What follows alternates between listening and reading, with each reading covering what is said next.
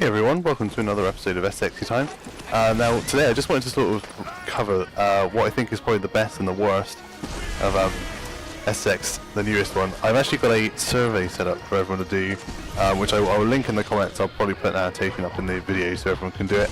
We're going to try posting it on some of the main SSX forums and Reddit, things like that, trying to get as many responses as possible, because I want to know what you thought was the best, the worst, and everything in between for the latest game.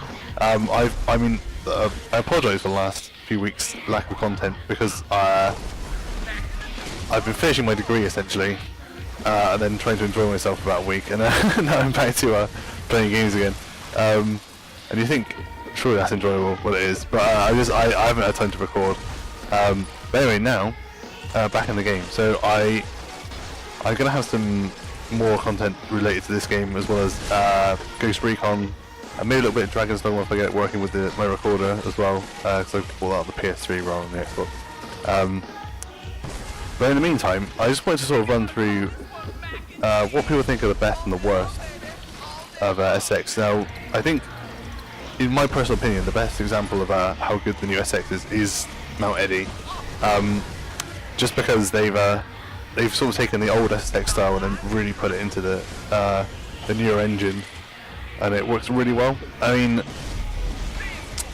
I think everyone, this obviously isn't everyone's opinion, but my opinion at least is that I really want big airs and huge ramps and things like that from my tracks, and the odd awesome grind rail. And this track really has those in spades. I mean, if you compare this to some of the later levels, I've actually got 3 runs lined up for you today. This is actually about half a run. I just wanted to demonstrate how good this level is compared to the rest of the game, because you'll see 2 runs later on that, to me, demonstrate what is wrong with SSX. I think, but you'll get to those when they come to.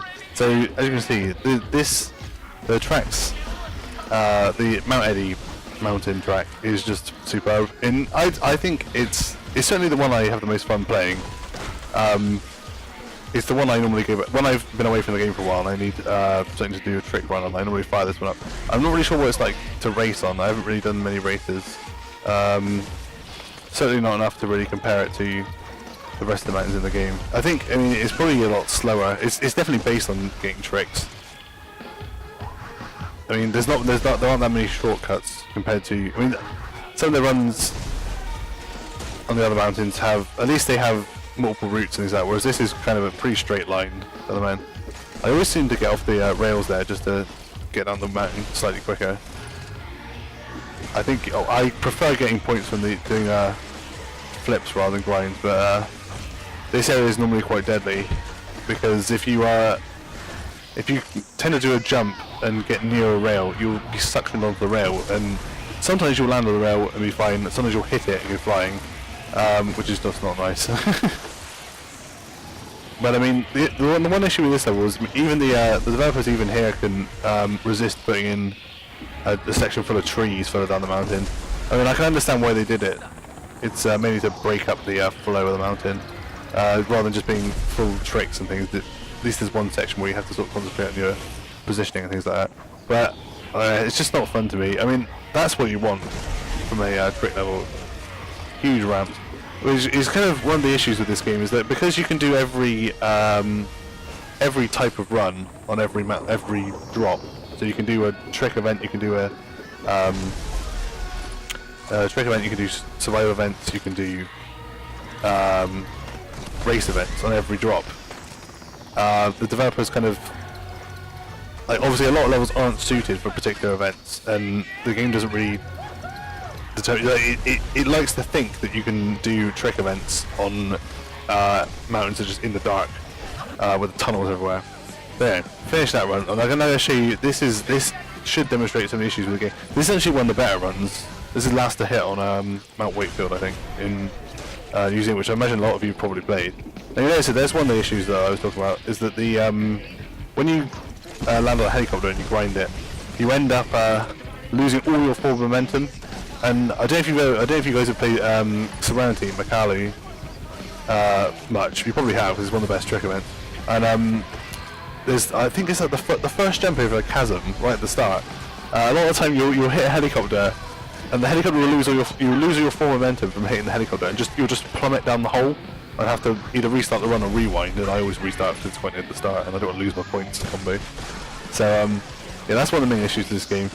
I mean, this level is really nice, but there's just trees and a little chasm's quite annoying. I mean, I can't like the little chasm here full of ice.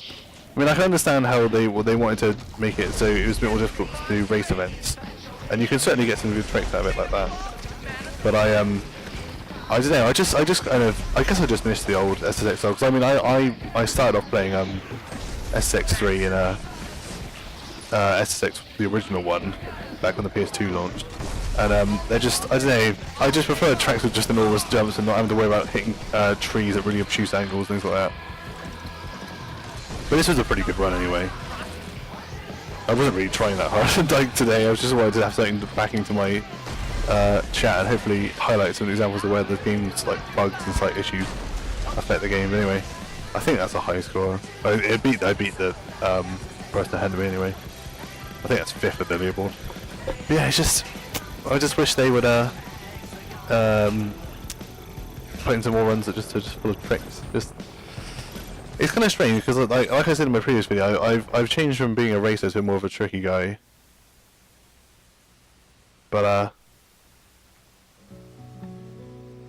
difficult. So now I've got to run on this is, I believe it's Kilimanjaro. And obviously this is a survival event. I mean, I don't even know whether they let you use trick events. Bearing in mind, I detest the African levels. I am really bad at them, and this will demonstrate you why I'm bad. But the problem is, though, is if you watch the video, you can see a lot of the crashes.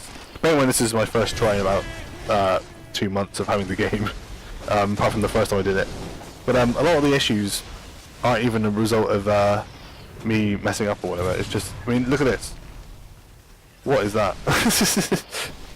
Just get stuck in a little gap there. It's not good at all. Another issue there is the music took about 20 seconds to come in, 20-30 seconds into the race, even though there's nothing wrong with the original MP3. But other than that, I love the custom soundtrack feature. I actually think it's one of the best things about the entire game. Because SSX always have good soundtracks, but being able to put your own one in there and have it mixed in is just fantastic in my opinion. But you can see from this level, I mean, you can't see where you're going. I mean, it's like, how was I supposed to know there was a wall there? Like, if the level really isn't made for doing tricks on, I don't really see why it should be. I mean, obviously, there's no reason not to have it available, but at least have some way of making it a bit more palatable. It depends really whether you want to have the game to have fewer tracks but more refined ones, or whether you want them to have lots of tracks like they do currently, but a lot of them be completely useless for some of the event types. Because you'd have to be seriously lucky or brilliant to finish it out. I mean, the worst thing about this level I find is that it's not just that it's in the dark, you can't see anything, and there's a ceiling which you can hit into and lose your combo on, but also the fact that it all looks the same. It's just an endless tunnel. Every now and again there's a little bit of red, but mostly there's no landmarks or anything really to know where on earth you are, unless you played the level like millions of times, just worked out where you are from the distance down the mountain. It just becomes an absolute nightmare to try and navigate. The other issue, as you can see as I rewind here, is that if you don't put in an input as soon as you rewind, you'll just do whatever you previously were supposed to do. So I mean, for example, if you rewind and then decide you don't want to jump, you can't just not press anything. You have to like hold left or right or some other button in order to avoid yourself doing the same jump again, and therefore having to rewind over and over and over. And they just need to. I mean, I'm not really sure what there must just always be a lag on the rewind feature that they just need to sort out for the next one. And I'm sure they'll make another one. This did really well. I know it stayed in the UK top 10 for like the good couple months after it came out. So we should be okay. I'm really hoping they make another one anyway.